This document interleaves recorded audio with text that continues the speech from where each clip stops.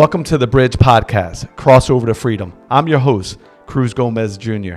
Today, I wanted to take the time to introduce you to this podcast, the dream that God has given me, to cross people over to freedom in business, in entrepreneurship, in family, in different structures. Wanted to take the time this morning to get you to let you know who I am and get you to know me a little bit more of what drives me, of what leads me. I'm a hometown kid. I grew up in Vineland, New Jersey. I want to start when I was just a child because I believe that God has been developing the planks to the bridge since I was very young. I think this time was predestined by God and for God, right? So I grew up in Vineland, New Jersey. I grew up in Axtell to a mother named Janet Barrios, who had great parents, immigrant parents from Puerto Rico that came down and started a family here. They had 10 children, so I have 9 uncles and aunts. Very big family here, prominent family here in Vineland, New Jersey, where leaders have been built. So my mother, it started really early. My father left us when we were just 6 years old, my brother and I. And my sister. He left us when we were just 6. I was 6 years old. My brother was 3 years old, and he left a mark, right?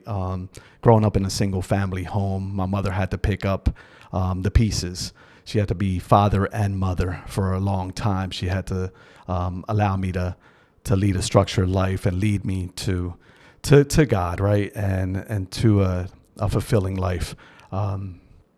We grew up in Axtell, which we grew up in poverty, and we really didn't have anything. But my mother did the best that she could. I remember a day like if it was today.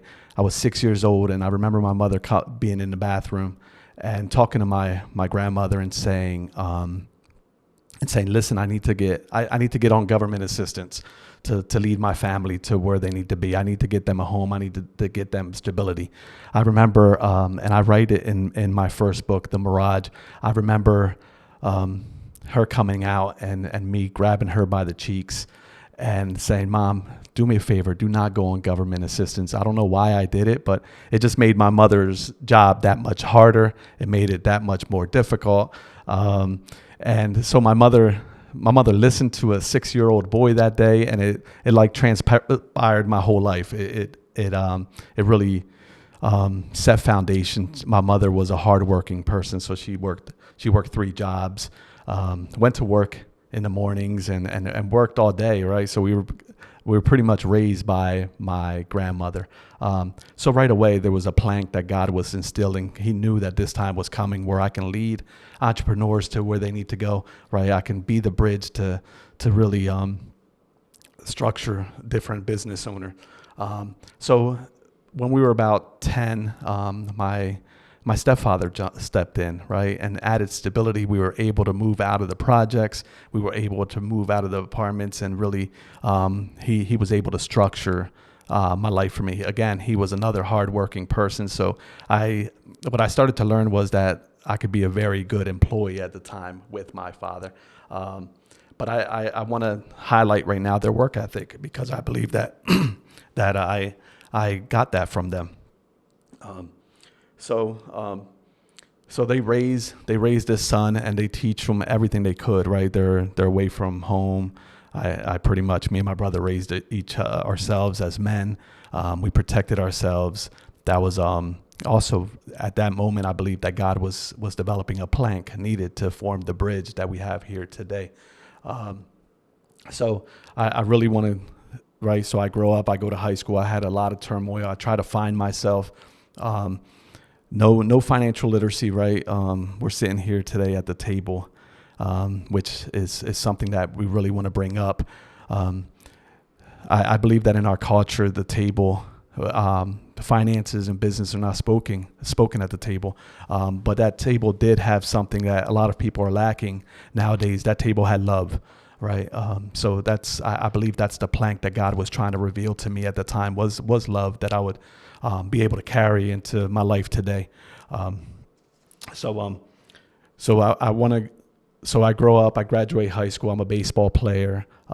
It's really where I really started to dream about my future. At that time, it didn't seem accessible. That future did not seem accessible to me. But I got a scholarship to play baseball at Dundalk Community College in Baltimore, Maryland, where I was able to go in and play this game. I learned so many lessons there. I learned just structure. I learned how to be committed. Right. I believe that's one of the greatest assets that I have today is to be committed and be consistent. I learned how to be committed and consistent. So them college years, they taught me a lot. However, in the summer of my freshman year, I came home and I fell in love. I fell in love with this woman, with this young lady named Linda Gomez. And right away, I know that some people take 10, 12 years to know that is the one for them, but I knew it right away. So after my freshman year in college, I go back and for my sophomore season, and I missed her, right? And then there was a period of time where we had to leave each other and grow, right? She told me that day that if you really love someone, you would let them go, and if they come back, it's meant to be. So after my sophomore year, I decided that she was the one that I needed to really take my time with her and really make a life with her. And we were really young, but sometimes you just know, right? I believe that at that moment, God was creating this plank called family, right? And so we go out for a while. I stay home after my sophomore year. I said, it's time to go get a job. If I'm going to make her my wife, I have to go work. So I didn't go after my dreams of playing baseball. I said, it's God, if you brought her to me, then it's time. At 21, and she was 19, so we dated for about 3 years. We decided to get married, and we got married, and I believe that was another plank, right? It was up and downs. We didn't know what we were getting into. We were babies, but we both knew that we loved each other and that God was going to use us for something special. So we bought our first home at 21, which we broke down barriers, right? My parents rented, and I knew I had siblings behind me. It was time to break generational curses. It was time to lead by example. It was the first door that God had opened for me to leave. I didn't get to graduate college, so I was able to do this. So my wife and I bought our first home at the time, and we built a family, and we learned together. There was times when we had to heat up the house, right? We didn't have the income, the revenue, but we had each other. We worked. We didn't know how to budget because it wasn't taught to us at the table. So one of the things that God was allowing us to go through is the pain of being married early and really going through the struggles and not being able to call mom, not being able to call dad to get hot water or heat in the house. We had to warm each other up, right? So for 7 years, we tried to build a family. It was tough for us to really build our family. We couldn't have children, and it was just really, really tough go. At the time, we partied together. I was building a life of partying, which later on would prove disastrous for our family. But after 7 years, after trying to get pregnant, we went through insemination, and we had our first daughter named Michaela Gomez. She was joy, but there I found out that I didn't know how to be a father. My father never taught me how to be a dad, how to care. All he taught me was how to provide. So I believe that was another plank that God was trying to give me. To being the bridge is how to be a father, how to be a provider, and how to love your child and grow your child and feed them information. So during the time when we had Michaela, I built a life of alcoholism where I was a functioning alcoholic. I would go to work, I would provide for my family, but I spent most of my nights in bars, and my wife was growing tired. She had to do it by herself. and it was tough. And we thought that we had to plan for the second child, but after my wife came out pregnant again, in one of our roughest times when we weren't even talking most of the time, we had our second child, which I believe was the glue that God used to keep us together, so that we can fulfill what God has for us today. So we had Miranda Janae Gomez. She was God's gift to us, but it was tough times, right? We didn't have the resources. We were just making it by. We both worked. I was a functioning alcoholic, so I had expenses that were above and beyond. We didn't know how to budget. We didn't know how to really take care of our families or build families. We never thought that we just tried to build the family with love, and it wasn't enough, right? There was a business aspect to family that we didn't know anything about. So that's when things started to go downhill for us, right? We had in the Mirage also, I write about having, I started to make my savings a god, right? And we probably had $14,000 in savings, but we had $14,000 in debt, and we didn't know how to allocate anything. We just didn't have the information and I believe that God was setting up a plank for where we're at today with the bridge and setting up the bridge. So we have Miranda now, and it's something was missing, right? We weren't happy. My wife and I weren't happy. We were ready to call it quits. There was a point of infidelity by me that was attributed to both of us, right? That lack of communication, lack of interest, just two young people heading in two different directions. And I really think that the enemy really pounced on me on that. And I didn't know Christ, right? I knew Christ as a young child. My mom laid the foundation, she laid the seed, but I departed.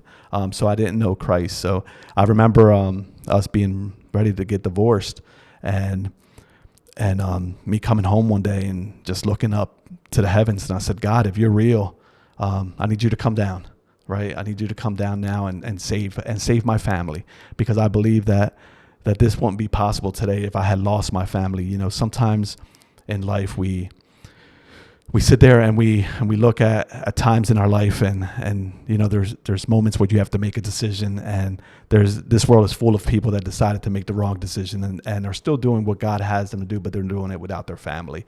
I believe that at that point it was a main time in our family where I decided for family. I decided not to run away. I decided that I needed to fight. So we were separated for 7 months. I met Christ. I really got into it with him. I started to get counseling. I said, you know what, I've done enough damage to get my wife back, but I was pretty much preparing for my second wife, my next wife, right? I'm never going to make these mistakes ever again. So 7 months later, we decided to go to counseling. My wife calls me, and I thought it was ready. We were ready to go to divorce. And she calls me and she says, hey, Cruz. I said, what now? We were fighting constantly. And she says, I need you to come back home. Let's work this out. So it was one of the things and I believe that there was one of the planks, right? Because now we're fortunate enough, 14 years later, to be able to work with families and work with relationships on not giving up. And but I believe there was a business structure that had to be developed in that time, right? So I remember going to a service, and the Lord showed me kingdom finance, and he allowed me to open up the Bible, and I fell in love with the Bible because of the financial things that are in it, right? It really intrigued me how God talked about money so much, right? He must have thought it was important. However, in my family growing up, it was tough to talk about that. It wasn't important, but God thought it was important enough, right? Where he talks more about money than anything else but love, right? So now I had the information of love. My family gave me the love that I needed. They taught me how to love, but they never showed me the structure of business within a family. So we were able to to get help on that and get information and really develop, right? We were $15,000 in debt. I hadn't paid the mortgage. I hadn't paid this. So it was catch up time, right?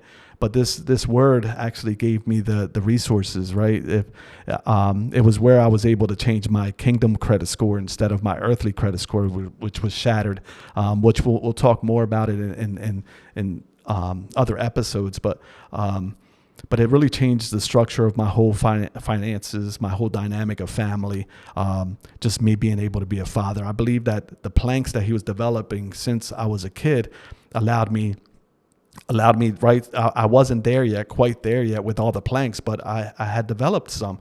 And I was starting to feel confident about leading family. I was starting to feel confident about being a father to my girls, where I would want to lead them. And it really shattered the pride in me to say, listen, I don't know what I'm doing. Can we go to the table and can we get this thing called information, all right, which we didn't have access to before. So we were there, and my relationship with Christ started to build, and I started to see purpose, and I started to see that he did have a plan for me. And I also seen that the enemy knew the plan a long time ago, and he tried to destroy it from the beginning, from when I was a child. And my parents, I thank them today because they made the choices to be able to develop who I am today. So my relationship with Christ starts to build, and I build my own business, my first business, right? Something that was unfathomable. So, sometimes I always talk about, and you'll hear me say it a lot, there's times when you think you've reached the pinnacle of your life and you say, man, I opened up my first business, and I'm like, I would have never fathomed that as a 6-year-old boy asking my mom not to go on the system. But there's times in life where you get to the ceiling, the top piece that you can fathom. And then God has a great way, and he's done this throughout my life, is he has a great way of making it his floor, right? He says, all right, now you're back on the floor. You're opening your own business. It just opened my eyes to so many other things, right? Why not me? All right. I started to take that concept and say, why not me? Why can't I build? Why can't I do this? Why can't I do that? They're doing it. All I need is information. And you'll hear me say that a bunch of stuff, because I believe this is the premise of what we're doing today is to get that information out there. So my first business is birthed, Kingdom Finance. I want to show the men and women of God financial principles. I want them to learn how God took me through everything. I wanted them to really be enamored with raising their kingdom credit score, right? And then loosening things in heaven and bringing it down to earth. And I was fired up for God, where we were able to build a curriculum with Kingdom Finance, where we were going into churches and setting up discipleship classes with finances and training people, and knowing that this wasn't mine. This wasn't, I just birthed a heart of just sharing everything that God had imparted in me, knowing that anytime I unleashed it, I would get it filled again, right? So I was dying to just give it to people. I said I wanted to give it to anyone that would listen to me, and I believe it was and all it was at the end of the day was, right, is just curing a little symptom of a deeper problem, which was faith, right? I said, Lord, if you would just allow me to deal with this symptom and I can lead them to your feet, I've reached the pinnacle, right? So we built our first business, and we set up the church curriculum, and I become part of a great church here in the city, where I started to learn ministry. I started to learn the business side of ministry, where I started to fall in love with the business side of ministry, where, if we build stability and we build fertile ground, that people that are giving their hard-earned money, to the Lord, and tithing and offering would have, would be in a safe place. So we were able to build that. And again, God is building me for bigger things, right? It wasn't to stay put. At the moment, he's just building planks, right? He's testing me. But he's making sure that I don't fall in love with man and keep the love I had for him. So I write my first book, After that, he allowed me to pen my first book, which I have here today. It's The Mirage. This is the first book that was published. It is my life journey up to that point, right? Financially, my life journey, how me and my wife came out of financial, and we started to build a business structure within the home. On solid foundation, which is the Word of God, where you can make mistakes, but it'll take you back to foundation. You get back up. It was a book that really changed my life. Where I share, what my parents instilled in me, the lack of information that I had as a child, and leading up to it. So this book here, The Mirage, actually comes with a workbook that I want to also share with you guys. It comes with a workbook where I penned the instructions, penned the questions that I had to answer while going and building foundation and really knocking down pride. So one of the things that this book talks a lot about is the pride, right? The pride of man to find out this financial information. Again, informational. I wanted to make this a practical curriculum where people pick it up and they really go after it. But I write The Mirage and it takes off, and I have the mayor of Violent, which is a great friend, come out and do my book release as a friend. And I remember just building. We're still building planks. I believe that I'm in transition to becoming the bridge. But the mayor comes in, and I invited him not as mayor but as a friend. And when he came in, he spoke to me as a friend. I remember that day he pulled me to the side and he says, "Hey, Cruz," and this was probably 4 or 5 years ago, and he says, "Cruz, you don't need the city. The city needs you. Don't be afraid." And the words he gave me: "Don't be afraid to succeed. Don't be afraid to be successful. Don't be afraid to go to the next level." I remember them words like they really hit me because I never thought there was such a thing to be afraid of being success. I had dreamt success. I had dreamt about different things, but never thought that I would be afraid to succeed. And that's exactly, he prepared me for what was going to happen.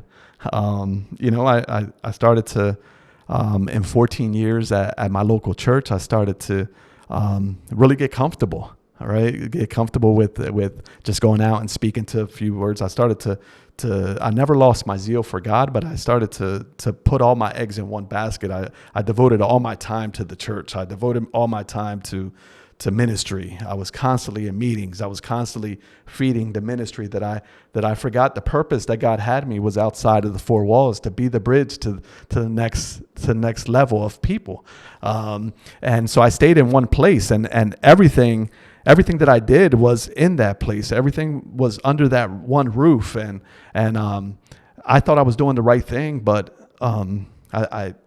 God had bigger plans, and it wasn't that it was wrong. And I have nothing against ministries and you developing your ministry within the church, but I just believe that God had so much more, and it was outside of the four walls. And if we don't step there, then God will remove us, and that's what started to happen. Right? At that church, I learned probably 7 years of how to do ministry, and the next few years of how not to do ministry. Learned of both. Both were important. They were both intricate in my life.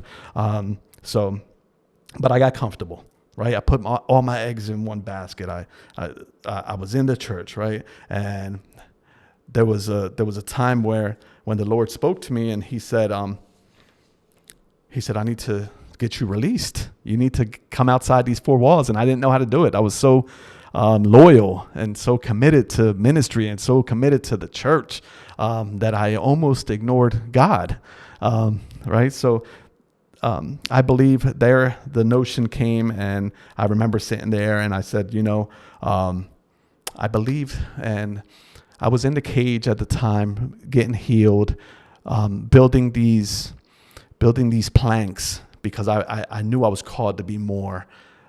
God is really structuring me. He's preparing these planks for me. He's shown me the way. And there I started to see that the universal church was doing an amazing job at healing me, but it wasn't doing a great job at releasing me. So I really believe that is a universal problem within the body of Christ. So I had to pretty much say, give God, not that I had to give him the okay, but just verbally, Lord, whatever you have for me. I know this is going to hurt. I know this is going to break hearts. This is going to break friendships. This is going to break tides. It's going to break a lot of things, but I need you to finish what you started with me. So there he gave me the vision for Dreamer Awaken, which is my second book. Dreamer Awaken is a book that I was able to pen in 62 days.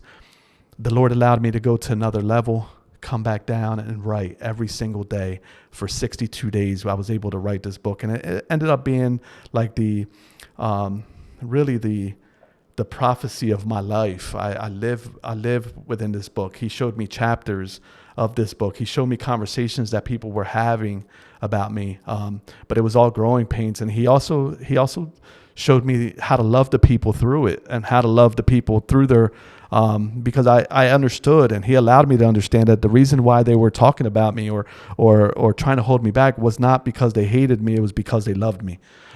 So it really helped with the healing process and really allowing God. It led me probably to one of the most lonely places in my life. But I had God, and I was penning this book, and not knowing that it was going to be the roadmap to my life. So I wrote Dreamer Awaken, which also comes with a workbook of the questions that I had while I was writing this book, right? How do you prepare yourself to be released into your dream? There's a preparation process that we have to bring ourselves through, right? Because our leaders, it can be business leaders, religious leaders, whatever it is, if they release you too early and they let you go, and you leave prematurely, what happens is that what they get back is just a hurt ego again, and back to square one. So I was able to pen the 10 things that you can go through, right? That you have to go through. I believe at that moment was my healing point. And the Lord says, all right, I have given you the 10 planks. I have, all through your life, since you were a little kid, I've given you the 10 planks to build the bridge. I didn't know why he was building the bridge for me, but he was specifically turning Dreamer Awaken. The slogan under it is turning your brokenness into a bridge of promise. All right, so the bridge just continues to come into my life. My mother was the bridge into me finding out. My stepfather was the bridge until I met the Father, right? My pastor was the bridge until I found my dream. My first business was the bridge to my next business. Constantly, it was the bridge. Things were leading over, right? And we had to build these planks. But the planks that he was building in my life at the time were so foundational. They were so structured. They were so painful. And there was times where we would go back and fix a plank, and he allowed me to fix the planks. And I talk about this in Dreamer Awaken, and I want to share these 10 planks really simplified with you today. So the first thing he allowed me to do is find my identity. I had to find who I was, and I couldn't be a bridge to anyone else if I didn't know who I was. So I sit here today knowing exactly who I am, knowing what I was called for, knowing what my purpose is, and it's not everything I envisioned, right? It's not everything that I thought I would be. It's not everything that I thought that I could do, but it's exactly who God called me to be. So I sit here and I feel confident that the plank of identity that he gave me during my life is steady, it's structured, and it's ready to hold weight. Then the next one was he allowed me to find my voice, right? And not my opinion. Right, a voice that's structured, a voice that has gone through the test of times, a voice that has the word of God tied to it, a voice that is stern, a voice that has gone through the through the fire, right? A voice that has a cry, that the cry is relatable to those that I grew up with, those that I will serve. It allowed me to see that, to find that voice, right? And then it allowed me to find the third one is I found my partnership, right? I found my partnerships who to let close to me, right? I learned that partnerships are not forever. I learned that partnerships will allow us to really either develop or go to the next level. The next plank that he allowed me to find is my praise, right? He allowed me to praise in my good times. He allowed me to praise in my bad times. He allowed me to know that praising doesn't mean that my circumstances are good. That's another plank that he gave me to be the bridge. The fifth one is character. All right. There was a long time. He could have given me this business. He could have given me this ministry outside the four walls, 20 years ago, 30 years ago. But he decided to wait until my character caught up to my calling.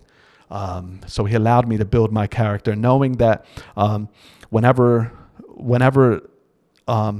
light is on your calling, it'll also shine light on your character. So he believed, I know that in his heart, he says, Cruz, I've called you for great things. I need your character to be ready to go, right? To handle the pressure, to handle the persecution, to handle the things that people have to say to you. But I've developed that character. I've let my yeses be yeses and my noes be noes. And that's one of the things that I hold close to my heart and in leading you guys. The sixth thing that he allowed me was finding my weaknesses, right? He instructed me in my weaknesses. He showed me my weaknesses. He showed me that I did have them weaknesses, and them weaknesses weren't gonna take anything away that he has predestined for me. They were just gonna shine more light on God.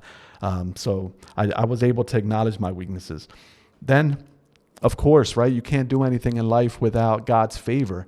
He allowed me to see the power of having his favor in my life, right? The power of him having his hand over me, protecting me against demonic attacks, protecting me against what the world wanted to structure my business mindset, right? Because there was times there where I wanted to shift, right? I'm human. I wanted to shift to making money. But he would tell me, the prophet in the Mirage, he told me that if you follow the prophet, the Prophet, the Profit will follow, right? Prophet and prophet.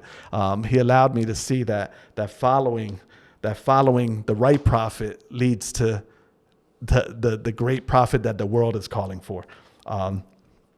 So I was able to find God's favor in them things. And then the next one is find my joy, right? He allowed me to, and be like right now, my wife and kids, they say, you're calm when there's rough circumstances. Yes, because I was able, in that cage, I was able to find my joy. I was able to see that no matter what my circumstances is behind me, there's joy, right? It's already promised. I've learned to fight from victory and not to victory over the time. So I was able to find my joy, and that became a plank, right? And then find my faith, right? I wouldn't even fathom that God is using me today like he is, right? I never would have thought that he would use a man like me to be able to lead, right? To help lead this city that I'm at, and lead my family, and lead people to Christ, and lead people in business, and lead people in financial freedom. I couldn't fathom that. So that has just raised my faith. And then the 10th one, which was probably the most difficult one that I got, was learning how to honor. Right? I believe that my kindness was abused a lot of times. So it's tough for me. It was tough for me to honor, but just finding that honor, that no matter what they do to you, no matter how they talk to you, you honor them in their situation. You honor those that God has called you to be above, on top, or oversee you. So there's so many great people that God has placed in my life, that may, things may have happened, but I've learned to honor them, and be, contrary to what the world says. So them 10 things, right? So I found out that when he built them planks now, right? When I was able to hammer out them planks and really go into them planks, God was ready to give me. God was ready to give to me the dreams that he showed me, my purpose, right? Is what we live in life. There's so many people out there that can't find their purpose, right? And I would strongly recommend Dreamer Awaken, because it led me to build them planks to find your purpose, right?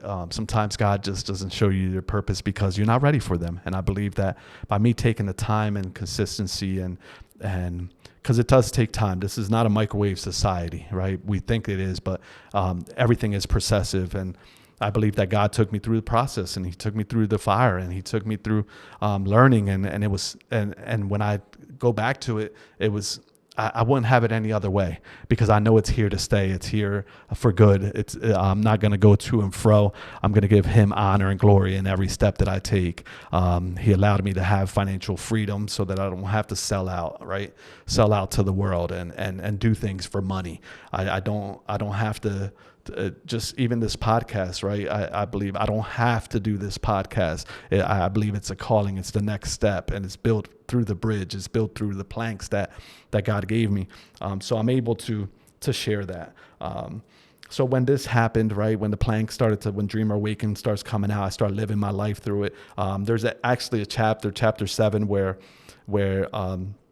it says the palace doors open for you. And it was when I entered that part of my life, the government came asking me to run for council, right, for city council, for government. I didn't desire politics, right? I didn't desire politics at all, but I knew it was if God opened that door, it was the next stage, right? And just a little snippet, right? Chapter 8 also warns me not to fall in love with the palace. All right. So God is speaking to me, and I know what it is. I know this is a season where I'm called to make a difference. I'm called to really be set apart. So I didn't desire politics, but I knew that politics was going to allow me to make a difference. It was going to allow me to make a change. It was allowing me to go to another table and really learn what they're thinking, right? What the other side is thinking. And I'm going to talk about what I mean by the other side in a minute. But we've been structured. I was always structured into thinking, listen, we don't have access to different things. And here I am sitting here, and the Lord is saying, I'm going to allow you to be the bridge to this. I'm allow you to use them planks to take people who think like you to the other side, so that they have access to the people that don't think like you. So again, right, that's my life story. That's my life story leading up to this point. I believe that it's all critical in him building my structure, building the planks to the bridge. So here I sit, and I'm like, at that moment, I'm like, send me, Lord, right? If you have chosen me to be the difference maker, if you've chosen me to bring your word to City Hall, if you have chosen me to say, that your power is greater than, or your hand is over this city, and it's greater than any power that will come against this city, then send me. I will be your mouthpiece. Please send me. And again, right, there's responsibility that comes with that. I'm in a part of my life where I can be comfortable right now. I can do my business. I can be, I'm okay financially. But when I said, send me, Lord, now he's saying, all right, I need you to do this podcast. I need you to bring your voice to others that are struggling with the things that you struggled with. So when you say, send me, Lord, there's a responsibility that comes with it. And here I am sitting in front of you today saying, this is my responsibility. This is not something I want. This is not something I desire. This is not something I had a dream of. This is not something that I wish for. This is a responsibility that God has given me. So over I want to spend a lot of time with you guys over the next, months, years, whatever period that God has given me to create this podcast. But why is this podcast so important? I want to take a little moment and talk about that. So when I got elected in last November, God gave me a dream, right? He gave me a dream, and in this dream, he showed me a table of those that don't have. It's the people that don't have, the people that have the same cry that I had, the people that grew up in the projects with me, the people, the kids that are still in the apartments, the kids, the single mothers whose husbands left them with children. He put all that in perspective. That is the table that doesn't have. But that table has something. It has love, right? He showed me a bunch of love at that table, but not information at that table. Then, what I didn't know is that right at that table, growing up, I always thought that table was cultural. I thought that table was about money. I thought that table was about access to the great things in life, which we didn't have. We didn't have access to, according to my thought process when I was a kid. But it's not cultural, right? I believe that table is because of lack of information. And that's why this podcast is so important. Then on the contrary, he shows me a table that does have, right? That has all the information. They have everything going for them. They're successful businessmen. They're successful at what they do. They were able to talk about finances at the table. He shows me that table and he says, you know what? They're having this conversation here at this table that this table was not having. And then part of the dream that brings the responsibility and really brought the burden is because then he showed me a bridge. Right. And on that bridge was my name. And he says, listen, Cruz, you have every right to stay at the table that does have. You have worked hard. You have built business. You are successful. You're following my lead. You have every right to stay at that table. But if you sit at that table, you won't find purpose. You have to be able to gather information at that table and bring it back to those that don't have the information. I need you to be the bridge. So that's why this podcast is so important. And at the same time, he also ministered to me that at the table of the people the so-called people that don't have, there's this thing called love that the table that does have has lost. They're in touch, right?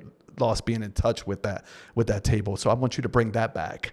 I want you to be the bridge and bring it back and forth and allow them to know that they both have access to what I have developed at both tables. So now the bridge is so important to me because it becomes a responsibility. Me sitting in front of you and developing this table with businessmen, with family members. It becomes my responsibility to bring you the information. So the way we want to really structure the bridge moving forward and deliver this is I'm going to play the bridge in our podcast. I want to bring on my right, you're going to see people sitting who are upstart, right? Newly founded businesses, newly founded family men, newly founded entrepreneurs, newly founded religious leaders, whatever it is, right? We want to bring someone that's a newbie that has no information, just has passion, and they have a dream. And we want to bring in on the left side. We want to bring in someone that's established in that realm, right? We want to bring in established family men and women. We want to bring in entrepreneurs. We want to bring women entrepreneurs. We want to bring government officials. We want to bring established men of God, right? That acknowledge that there's a business aspect to everything that we do. There's a business and family. No longer can we disregard the business side of everything, right? I know it's the ugly side, so-called ugly side, but it doesn't have to be, right? If we use principles and we use life circumstances and we use life lessons to bridge that gap, then there doesn't have to be, right? And I want to put myself in your shoes. I'm going to take that moment to put myself in your shoes and ask the tough questions and right? And I want to have people on here that are vulnerable, that are ready to share, right? That are ready to give information. What I found out about going to the table that does have is that they're dying to give information. They're not restricting information. They're not people that don't want to give you information. They do. They just don't have the means to bring that information to those. They don't know what it is to live without. They don't know what it is for that cry. But I want to be able to relate to them that now they have a bridge. They have me to bring that information to those and then same token, I want to make it so that those that don't have information, those that don't have anything, that what the other table has is accessible, and that you can create your own tables right where you're at and create your own bridges. And we're able to we're going to shift this bridge over to everything, right? So with your help, with the people that are listening, the people that are watching, with your help, we want to be able to attack those things that you're struggling with. We want your feedback. We want your information. We want this to be collaborative effort where I have access to both tables. I want to be able to use that to bring that information over to you. We're going to have, right, action-packed panel. We're going to discuss the business aspect in different areas, right? Family, entrepreneurship, ministry, government, education, arts and entertainment, and media, right? The idea is to release an episode every month, right? And open a line of communications to continue to make a difference. We want to be, as part of my responsibility with the Bridge podcast, I've also started a citywide initiative, which may become a county-wide initiative or worldly initiative, right? Worldwide initiative is Bridging the Gap. We want to be able to bridge the gap. We believe that everyone that has information can bridge the gap. So we want to create a movement where the conversations at the dinner table start to change within our culture. Worldwide, right, that we're able to bridge the gap every day, right, of what we learned at work, bring it back and include our children in them conversations and really bridge the gap in every aspect of life. I believe that if our generation, our generation coming up, if they have access to information, the sky's the limit. There's nothing they can't do. And at the end of the day, right, how awesome would it be for several people to walk together across the bridge? And be able to bring information. So the result, I believe that the audience is already set. God has already set the audience. I think this is the perfect time to launch this bridge, the Bridge podcast, and I'm excited to bring to you what God has given me, and really share the journey, right? Because I believe that when I come on here, I'm going to be learning just as much as teaching. So I'm excited. I'm excited for you guys to join us. I'm excited for you guys to be part of the bridge, for you guys to tune in, to be really supportive, and join in the movement, right? Bridging the gap. So welcome to the Bridge podcast. Be on alert for the first episode. I truly believe that this will be the crossover to freedom. Thank you for listening.